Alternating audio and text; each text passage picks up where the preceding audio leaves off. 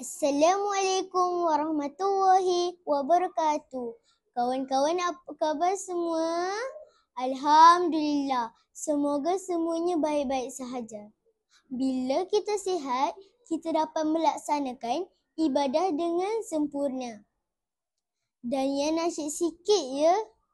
Ramadan tiba, Ramadan tiba, Ramadan tiba.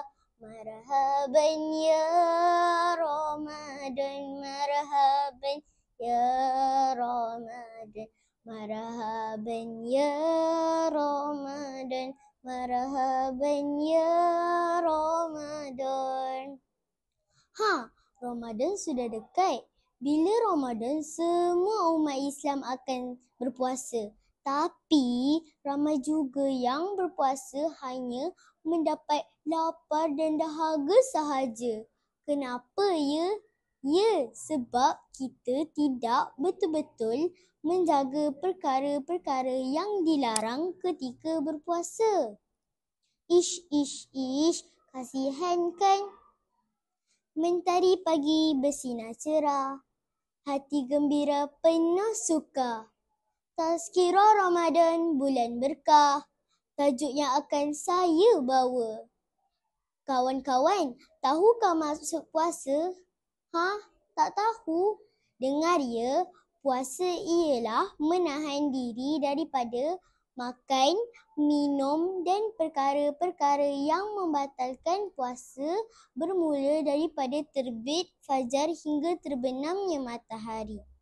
Beserta dengan niat. Jangan jadi seperti Barkobar berpuasa. Ya, pagi-pagi sudah curi-curi makan. Itu tidak menghormati bulan Ramadan. Jangan pula senyap-senyap minum air di dalam bilik air ya. Batal puasa. Dengarkan hadis ni ya. Qala Allahu kullu amali bani Adam lahu illa siyama fa innahu li wa ana ajzi bih. Muttafaqun alaih. Allah berfirman, setiap amalan anak Adam adalah untuk dirinya melainkan puasa. Sesungguhnya puasa itu milikku Allah dan akulah yang akan membalasnya. Muttafaqun alaih. Kawan-kawan, Ramadan adalah bulan bonus untuk meraih pahala sebanyak-banyaknya kerana Allah yang akan membalas setiap puasa kita. Seeloknya di bulan ini kita banyakkan membaca Al-Quran, bersedekah, berzikir, berdoa dan melakukan amalan-amalan sunat yang lain. Di samping itu, jangan tinggalkan perkara yang wajib. Macam ni barulah kita mendapat berkah di bulan Ramadan. Tapi kan, pahala kita boleh berkurang kalau kita suka mencarut, memaki, memfitnah atau melihat dan membuat perkara-perkara yang boleh mendatangkan dosa sepanjang bulan Ramadan. Lama-lama daripada pahala kita banyak, akhirnya menjadi semakin berkurang. Bagai kambing menanduk bukit, sia-sia puasa kita. Jadi, no makcik-makcik membawang dah ya. Puasa bukan benda baharu. Ia telah disyariatkan sejak zaman dahulu lagi. Ya ayyuhallazina amanu kutiba alaikumus siyamu kama kutiba alal ladzina min qablikum la'allakum tattaqun. Wahai orang-orang yang beriman, diwajibkan atas kamu berpuasa sebagaimana diwajibkan atas orang-orang sebelum kamu agar kamu bertakwa. Surah Al-Baqarah ayat 183.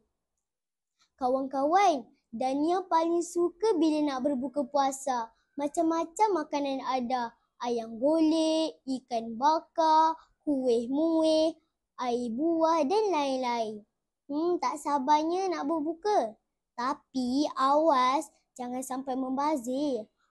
Akhirnya makanan yang banyak-banyak tadi tidak habis dimakan dan dimasukkan ke dalam tong sampah. Membazir tau, itu amalan syaitan. Cuba kita kenangkan saudara se-Islam kita di Palestin. Berpuasa dalam keadaan perang yang begitu sukar untuk mendapatkan makanan dan minuman. Jadi bersederhanalah kita ketika berbuka puasa. Ramadan pergi, Syawal menjelang, namun amalan terus dikenang. Bukan sekadar sebulan menahan, tetapi latihan jiwa sepanjang zaman. Kawan-kawan, puasa ni satu latihan untuk disiplinkan diri kita. Mungkin pada awalnya terasa susah, tetapi semakin lama kita berpuasa, semakin mudah kita menyesuaikan diri dan merasai kebaikannya. Allah bisa tegal biasa. Akhir kata, jangan lupa bangun sahur ya. #Da'i Dania, sembang-sembang tambah ilmu. Sekian, wassalamualaikum warahmatullahi wabarakatuh.